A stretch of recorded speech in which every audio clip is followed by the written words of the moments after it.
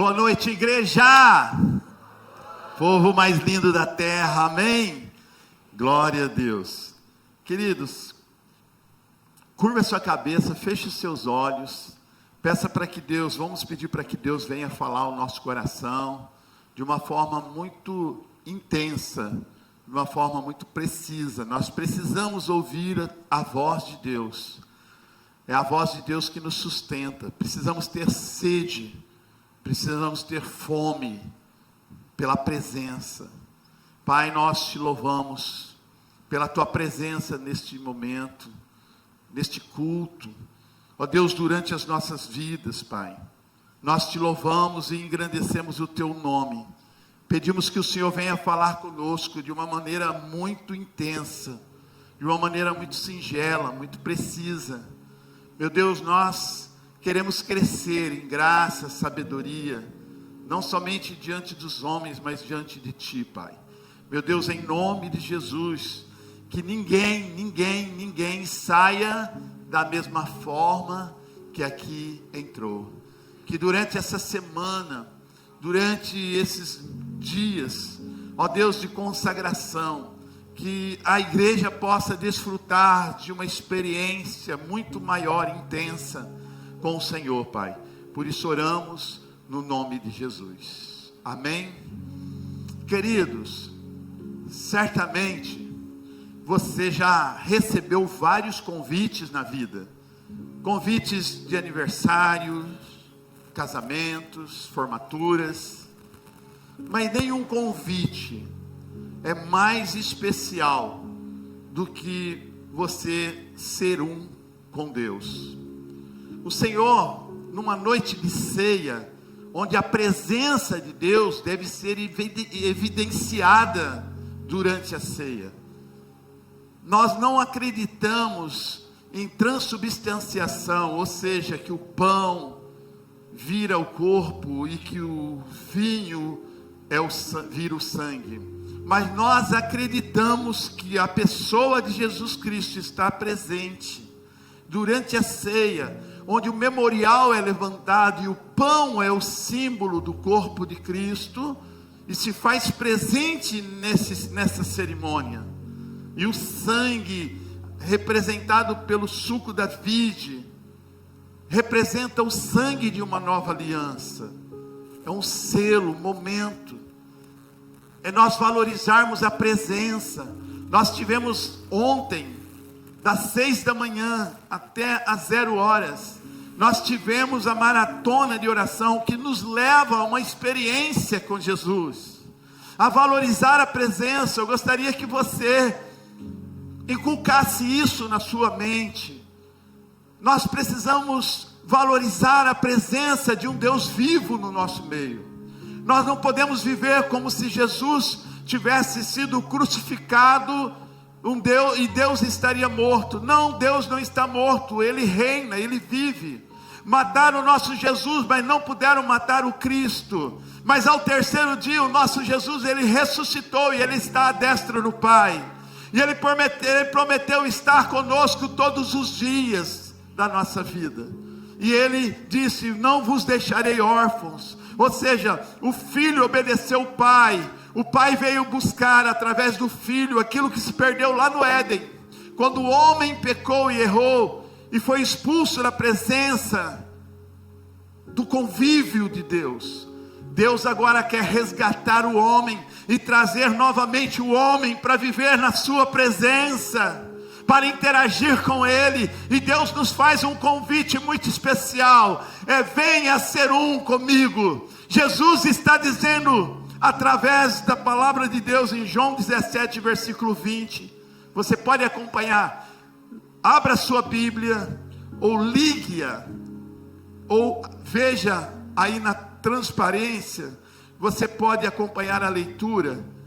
João 17, 20, o próprio Jesus, Ele ora por nós.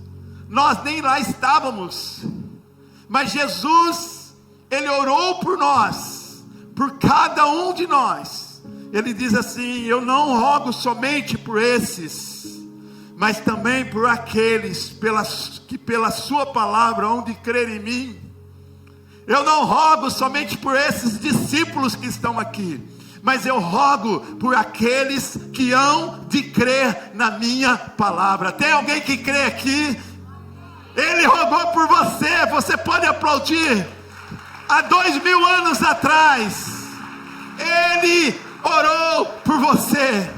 Eu não rogo, eu não oro, eu não peço somente para esses, mas por aqueles que hão de vir, aqueles que vão crer que o Senhor me enviou, vão crer no meu nome. Aí, por que Ele roga? Por que Ele clama? O versículo 21 diz: para que todos sejam um.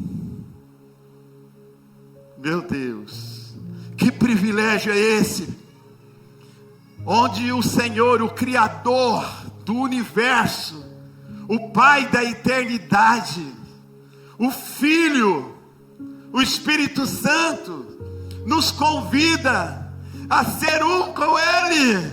Nós estamos falando de um convite mega, super, extraordinário. Não há nada comparado com um convite como esse, o convite de ser um com Jesus.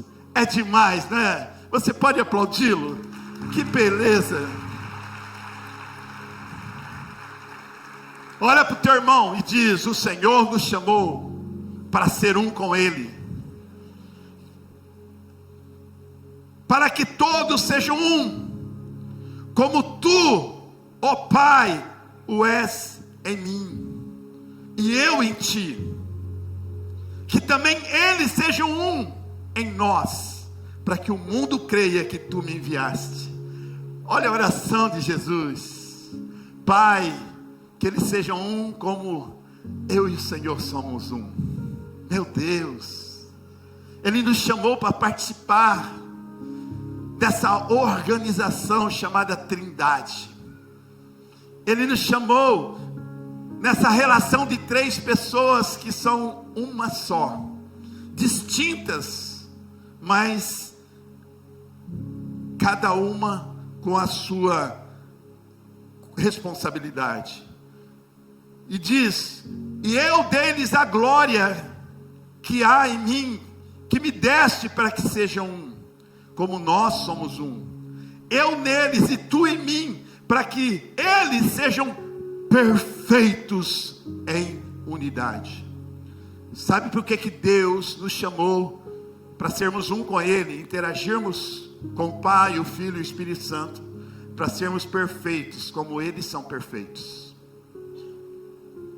A Trindade, ela é perfeita em si mesmo. Um interage com o outro.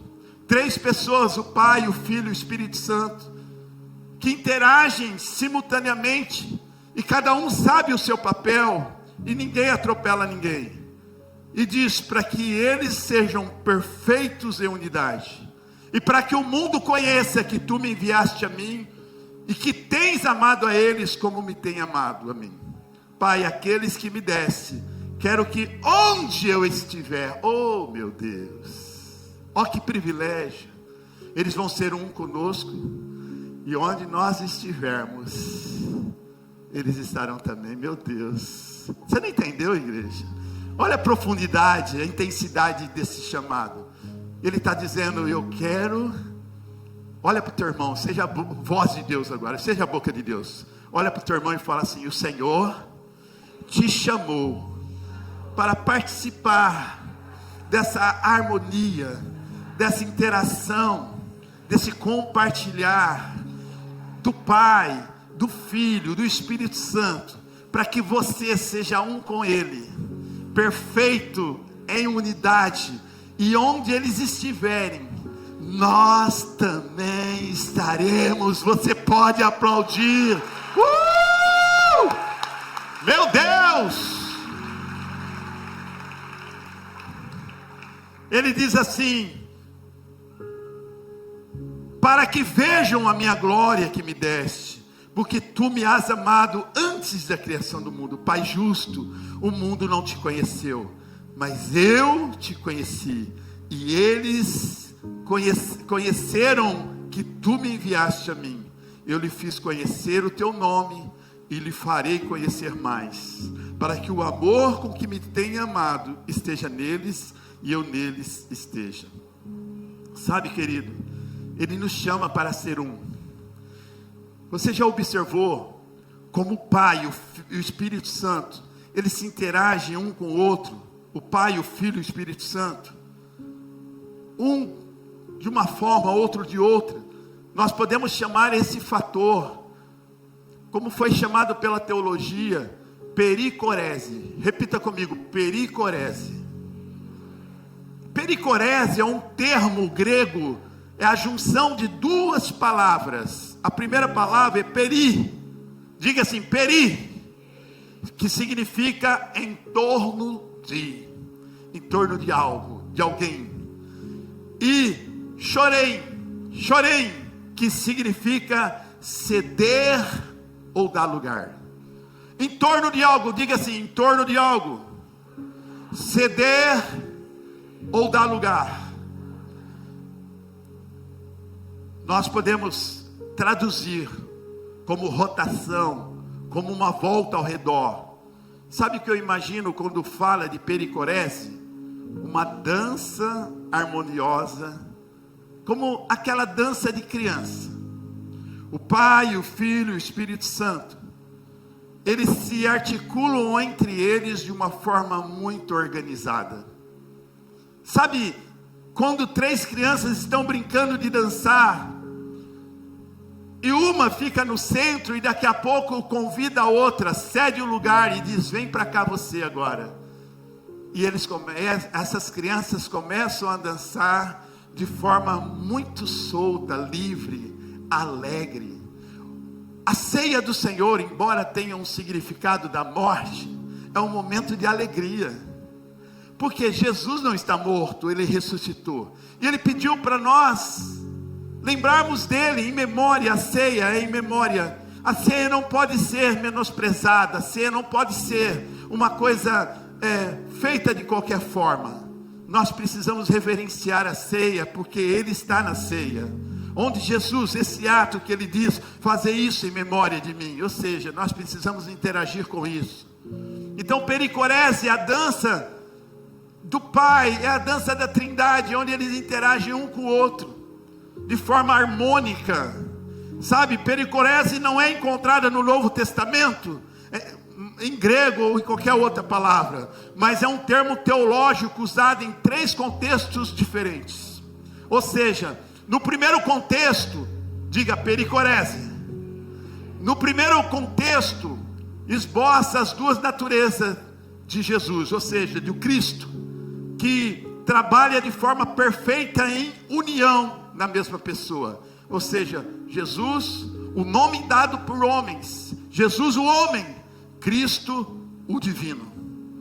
Pericorese também, no segundo contexto, se refere à onipresença de Deus. Ou seja, enquanto Ele interseccionar com toda a criação. Atos dos Apóstolos 17 e 28, enquanto Ele interage com toda a criação. Atos 17 e 28 diz assim: porque nele vivemos e nos movemos. Lembra da rotação? Todas as coisas foram feitas por meio dele. Então nele vivemos e nos movemos e existimos, como também alguns dos vossos poetas disseram, pois somos também sua geração. Sabe, no terceiro contexto de pericorese, é um termo que expressa a intimidade, a reciprocidade entre as pessoas da Trindade. É aqui que eu quero me ater. Pericorese é vista na oração de Jesus, em João 17, versículo 1, quando ele diz assim: depois de falar essas coisas, João 17, versículo 1, depois de falar essas coisas, Jesus levantou os olhos ao céu e disse: Pai, chegou a hora, glorifica teu Filho, para que também o Filho te glorifique. Ou seja, um glorifica o outro, como está escrito em João 16, 14, onde Jesus disse que o Espírito Santo me glorificará. Está escrito assim: o Espírito Santo glorifica o Filho glorifica o Pai, e o Pai glorifica o Filho. Um glorifica o outro. Isso é pericorese. É onde não há concorrência, onde trabalha de forma um para glorificar o outro, um para edificar o outro. E Ele nos chama, nos convida para participar dessa pericorese. Ele nos chama para participarmos juntos disso, dessa dança, de forma harmônica, de forma poética, de forma simples, mas objetiva e profunda. As relações amorosas dentro da Trindade resultam nas pessoas da Trindade glorificando uma a outra. Não há concorrência no meio da Trindade. O Pai não fala mal do Filho, o Filho não fala mal do Pai, o Filho não fala mal do Espírito Santo, o Espírito Santo não fala do Filho. Um glorifica o outro. Isso fala da essência de Deus, da verdade que há em Cristo, onde Ele nos chamou para edificarmos uns aos outros. Por isso, Ele quer que nós sejamos como Ele. A palavra de Deus diz que Ele nos fez a sua imagem e semelhança, sim ou não? E Jesus disse: eu sou o caminho, eu sou a verdade, eu sou a vida. A essência de Cristo é a verdade. Quando Ele soprou nas narinas de Adão, o Senhor colocou para fora o que estava dentro dele. Ele colocou em nós o que estava dentro dele. Você é a imagem e semelhança de Deus, sim ou não? Nós temos o DNA de Deus, sim ou não? A Bíblia diz que nós temos a mente de Cristo. E o Senhor nos resgata agora, para vivermos nessa perfeita harmonia, chamada pericorese. Nessa dança que nos envolve, onde o Filho glorifica o Pai glorifica o Filho glorifica o Espírito Santo glorifica o Pai, glorifica o Filho, de forma harmônica, um se relaciona com o outro, sem concorrência, sem competição, e Ele chama a igreja para ser um com Ele. Ele diz: a igreja é o corpo de Cristo. Na ceia nós temos isso, o pão que simboliza o corpo. Então, pericorese é a comunhão dessas três pessoas coiguais, perfeitamente abraçadas em amor e harmonia, expressando uma intimidade que ninguém pode compreender humanamente. Ninguém pode de forma natural compreender. Nós só compreendemos com uma unção divina, como unção do Espírito Santo. Não se trata de uma teologia, não se trata mas de um conhecimento aguzado, poético. Não, mas se trata de uma intimidade relacional. Deus nos chamou para sermos a sua imagem e semelhança. Quando nós falamos a verdade, estamos falando de algo que nos identifica como filhos de Deus. Mas ao contrário disso, o diabo veio para roubar, matar e destruir. Jesus veio para dar vida e vida em abundância. Os filhos de Deus proclamam a vida e proclamam a abundância na vida dos outros. Interagem com a igreja de forma que todos são edificados e um torce pelo outro, para que todos sejam perfeitos em unidade. Somos um em Cristo. Não há competição, como os discípulos de Jesus disse: quem de nós é o maior? Jesus falou: opa, para aí. O maior é aquele que serve. Jesus, ele nunca deixou que a competição entrasse no meio dessa unidade. Até mesmo com João, quando os discípulos começaram a dizer que Jesus estava batizando mais pessoas do que Jesus, Jesus se retira e volta para a Galileia. Porque Jesus não permanece num lugar onde as pessoas ficam se competindo, quem de nós é o maior.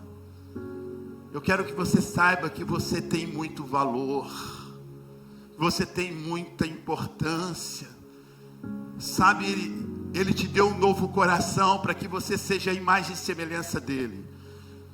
Mas a essência de Satanás é a mentira, porque ele se identifica até mesmo, e o pai diz que ele é o pai da mentira.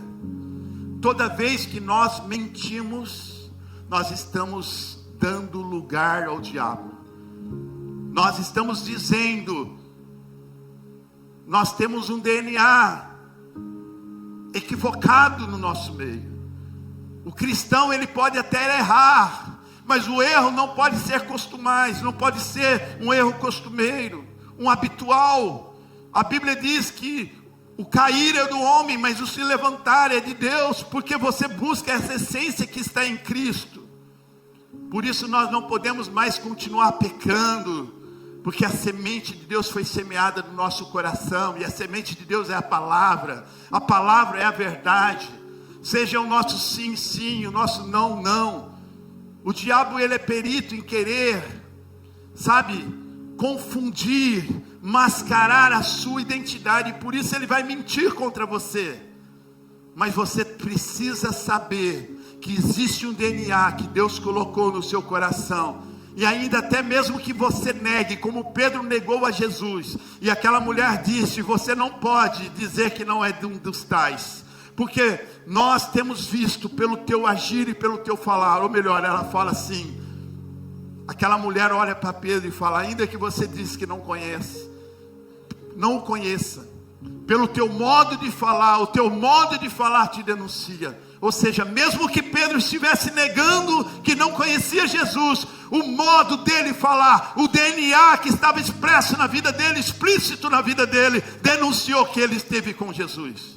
Tem até um hino do Inário que diz assim, sou um dos tais, um dos tais, um dos tais, um dos tais. Você é um dos tais, meu irmão. Jesus está em você. Você tem a essência de Cristo. Então tudo pela verdade, não negociaremos a verdade. Seja a verdade sempre verdadeira e a mentira sempre mentirosa. Você tem um DNA e Jesus te chama para viver em unidade com o Pai, com o Filho, com o Espírito Santo. E entre eles existe uma relação de amizade, de harmonia, de amor, onde um interage pelo outro e um torce pelo outro, e os três se completam e chama a igreja para dançar com eles. Isso é tremendo, incrível, você pode aplaudi-lo.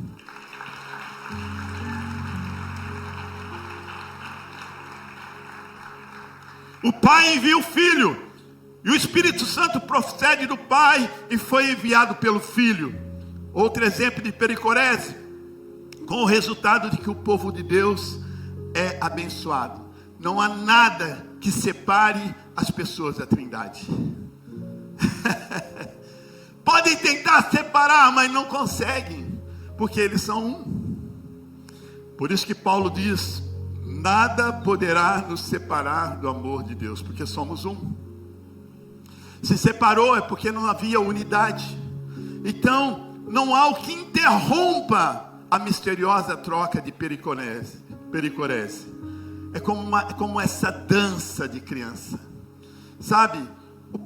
Deus nos faz vários convites, e o primeiro convite que Ele nos faz é dançar na sua presença. Para dançar com a Trindade é preciso aprender a dar e receber, meu irmão. É preciso ter essa relação de entrega. É preciso aprender a dar e receber. Com Deus é assim, onde o maior é o menor, onde é dando que se recebe, onde é diminuindo que se cresce. É assim que interage. Onde você desaparece para que Ele apareça. A glória será sempre de Cristo. A glória será sempre de Deus na vida de uma pessoa que vive em unidade. O Filho não veio falar de si mesmo, mas falou do Pai. Ele diz, eu não faço nada que eu não vejo o meu Pai fazendo. E o Espírito Santo testifica todas as coisas. Ah, meu amado, que interação harmônica entre essas três pessoas. Sabe, as pessoas não gostam muito de receber. Às vezes uma ministração, você precisa ser ministrado, e ele fala, Você precisa de cura. Você precisa de ser ministrado. Eu preciso ministrar algo na tua vida. Você precisa ser liberto. Ele diz: porque eu não preciso. Irmãos, nós precisamos aprender a receber orientação, receber conselhos, receber direção. Afinal de contas, nós somos ovelhas, e não existe ovelha sem pastor. O Senhor é nosso pastor e nada nos faltará. Então o Senhor tem cuidado de nós. Nós precisamos ser orientados pela palavra de Deus. Deixa eu te falar uma coisa: se a palavra de Deus não te discipula, quem somos nós para discipular um ao outro? Se a palavra de Deus não te discipula, quem vai te discipular, meu irmão? Por isso que nós precisamos conhecer a palavra. A Bíblia diz: conhecereis a verdade nos libertará. Quando Pedro, olha só, Pedro é o exemplo. Jesus foi lavar os pés dos apóstolos, e Pedro disse: não, o meu não. E Jesus fala: como o seu não? Não, eu não preciso ser lavado, meu pé está bom. Quantas pessoas às vezes diz: não, eu não preciso me expor, meu pé está limpo. O Senhor fala assim: todos aqueles que sentirem, vem, que estão cansados, sobrecarregados, vinde a mim. Quantos preferem carregar o peso que o mundo proporciona? E Jesus disse: se você não deixar eu lavar os seus pés, você não tem parte comigo. Os pés simbolizam a pregação do Evangelho. Ó, quão formosos são os pés daqueles que anunciam as boas novas. Pés sujos, Evangelho contaminado. Os pés podem estar sujos pelo caminho, mas ao chegar na presença de Jesus são lavados. Interessante que os pés de Jesus estavam sujos também, porque ele estava de viagem. Ele lavou todos os pés de todos os apóstolos, mas nenhum dos apóstolos lavou o pé de Jesus. Mas uma mulher que tem um frasco de perfume caro chega e quebra aquele vaso aos pés do mestre, lava os seus pés, enxuga com os seus cabelos. Sabe, aquela mulher experimentou algo surreal, lavou os pés do mestre. Jesus nunca negou isso. Jesus totalmente humano, totalmente Deus, totalmente divino. Ele pediu para João batizá-lo, e João falou: não, eu é que preciso ser batizado por ti. E Jesus falou: não, eu preciso ser batizado por você. E quando João, imagina a cena, João batizando, meu Deus, batizando o mestre, e ao levantar, uma voz soou do céu: este é o meu filho amado, pelo qual eu me comprazo, pelo qual eu tenho prazer. Meu amado, como Simeão que olhou e ao ver Jesus disse: despeça o seu filho agora eu estou pronto para ir, porque os meus olhos já viram o Salvador. Que privilégio é esse, que essas pessoas viram. Sabe, Jesus fala que vai lavar os pés de Pedro e ele resiste. Meu irmão, não resista. Quando Deus quiser fazer algo na tua vida, permita receber algo da parte de Deus. Não ache que você está pronto. Ele te chamou para viver em perfeita unidade. Muitas vezes, por exemplo, nós precisamos aprender com pericorese. Essa união, essa comunhão é para a edificação. É um sincronismo, onde um honra o outro, onde um glorifica o outro, e Ele nos chama para vivermos isso. Jesus é o centro. Deixa eu falar algo para você: você não é o centro da palavra de Deus. Muitos cristãos, eles acham que o mundo tem que girar ao seu entorno, mas não, é Jesus que tem que estar no centro. É Jesus que tem que estar glorificado. As coisas não têm que girar em nosso entorno. Jesus nos chama para termos uma comunhão com Ele. Sabe, a obra do Espírito Santo é apresentar Jesus. A obra de Jesus é falar do que ele viu o Pai fazendo, é ele vir buscar aquilo que se havia perdido. Então nós não somos o tema central. O tema central é o Pai, é o Filho, é o Espírito Santo. A ele a honra, a glória e o louvor, porque dele, por ele, para ele são todas as coisas. Você pode aplaudi-lo.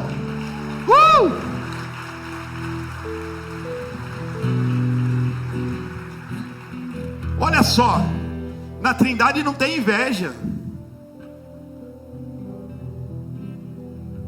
O pai não fica com ciúme do filho, o filho não fica com ciúme do pai, e o Espírito Santo a mesma coisa.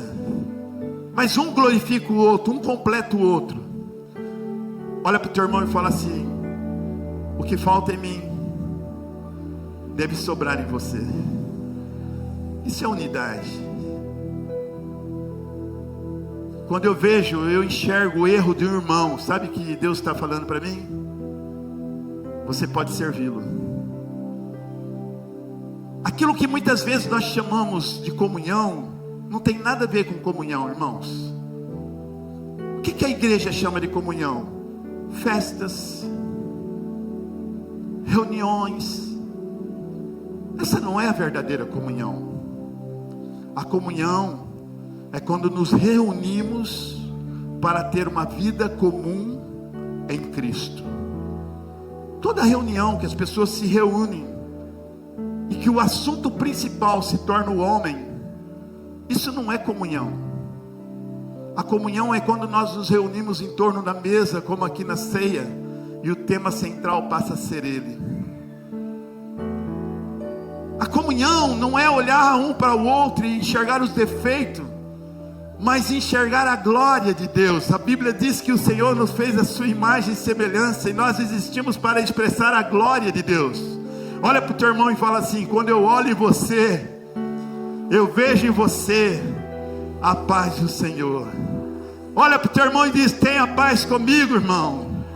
Aleluia. Tenha comunhão comigo. Viver em comunhão é nós vivermos em torno de um Cristo, dançarmos a dança de pericorese e dizer: estamos em sintonia com o Pai, com o Filho e com o Espírito Santo. Estamos crescendo em graça, sabedoria diante de Deus e diante dos homens. Aquilo que falta em um completa-se no outro, de forma que, como a igreja primitiva, ninguém tinha falta de coisa alguma, porque eles viviam na comunhão do Espírito Santo, do Pai e do Filho.